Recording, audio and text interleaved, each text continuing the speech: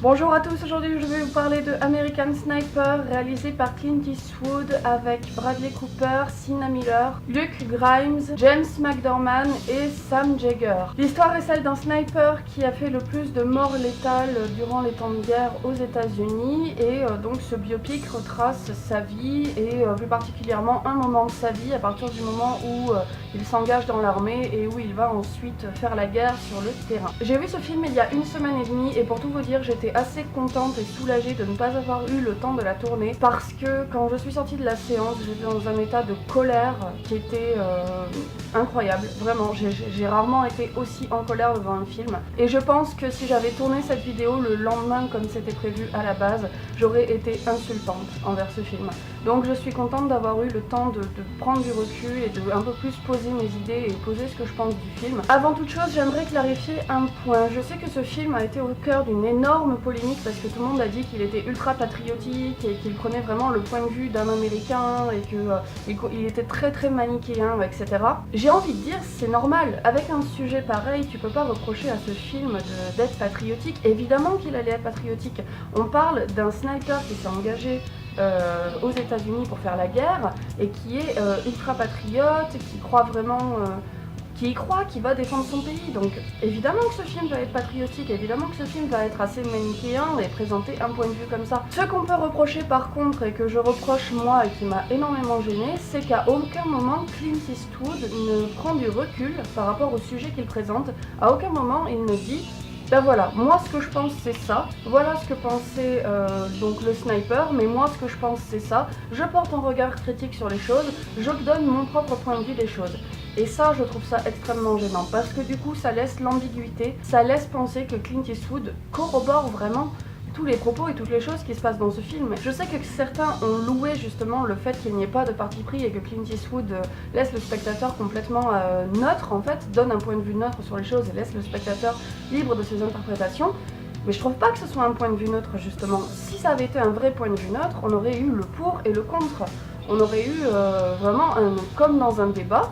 Et ça aurait été à chacun de se dire bah ouais effectivement moi je suis plus d'accord avec tel personnage ou avec tel personnage. Sauf que là non, tout est montré à travers un seul regard, tout est montré à travers un seul champ, ce qui laisse penser que Clint Eastwood est effectivement dans ce mythe de l'Amérique toute puissante, dans ce mythe de patriotisme ambiant. Et c'est ça qui est très gênant, c'est pas le fait que le film soit patriote, c'est le fait que Clint Eastwood ne remette jamais ce sujet en question. Ce film est évidemment d'un manichéisme très premier degré et extrêmement primaire. Pareil, j'ai envie de dire, ça ne me choque pas dans le sens où le personnage est comme ça. Mais ce manichéisme tente à donner des situations qui sont extrêmement clichés et tente à donner une réalisation qui n'est pas très intéressante.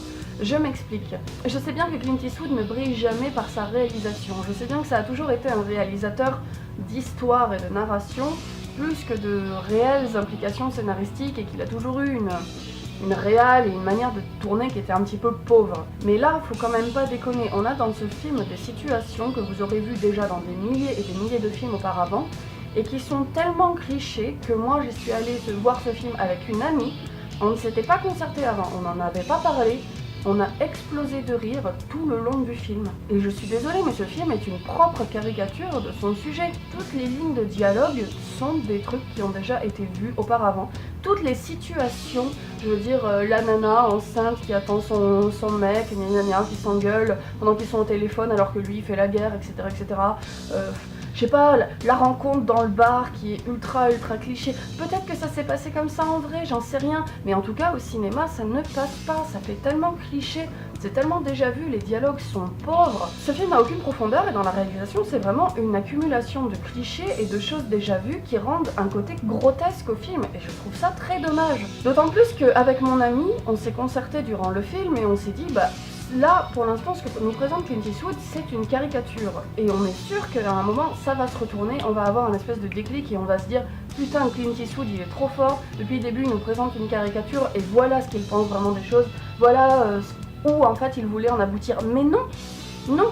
Ce retournement n'a jamais lieu du début à la fin. Ce film est une caricature de cette espèce d'américain moyen, patriote, etc., etc. Et je veux dire, je trouve pas que ce film rende hommage au personnage, parce qu'il nous présente comme un cliché ambulant, un cliché sur pattes, et ce film ne nous le rend pas sympathique. quel était le but de Clint Eastwood? Je me demande vraiment où il a voulu en venir. J'ai l'impression qu'il est complètement passé à côté de son sujet, qu'il était à côté de la plaque, quoi. Même le jeu d'acteur de Bradley Cooper et de Sienna Miller, qui sont un peu les deux personnages principaux, c'est pauvre. C'est un jeu d'acteur qui est pauvre. Bradley Cooper, tout le monde a loué sa performance d'acteur et je suis désolée, mais je ne vois pas en quoi. D'accord, il a eu une transformation physique exceptionnelle. Ce sera pas le premier acteur à avoir fait ça. Au contraire, si tu veux incarner ton personnage, bah, tu te bouges le cul, je suis désolée, c'est ton boulot d'acteur. Mais là, je pense que ça vient plus d'une direction d'acteur que de réellement Bradley Cooper, parce que son jeu est pauvre et pareil, son jeu est stéréotypé, dans le sens où il a un visage buriné, complètement inexpressif, qui ne laisse rien passer, et c'est vraiment... Vous savez, le général ou le lieutenant qu'on voit toujours dans les films de guerre, qui sont ultra clichés, ultra droits, etc., mais qui sont vraiment des caricatures ambulantes, bah ça, c'est lui. Et on suit ce personnage pendant 1h30. Il n'a pas de profondeur. C'est un personnage en carton-pâte. La réalisation et la photographie de manière générale ne sont pas sublimes. Il y a quand même 2-3 scènes qui tirent leurs épingles du lot. Je pense notamment à une scène vers la fin qui se passe dans une tempête de sable, où on a des images qui d'un coup changent de format, j'avais l'impression, et qui donnent un espèce de côté très flou comme ça, avec beaucoup de matière qui grouille à l'écran. Ça, c'était plutôt joli. Et on avait une autre scène aussi avec un coucher de soleil comme ça sur le désert, ou enfin sur un village du désert plutôt, qui était plutôt sympa.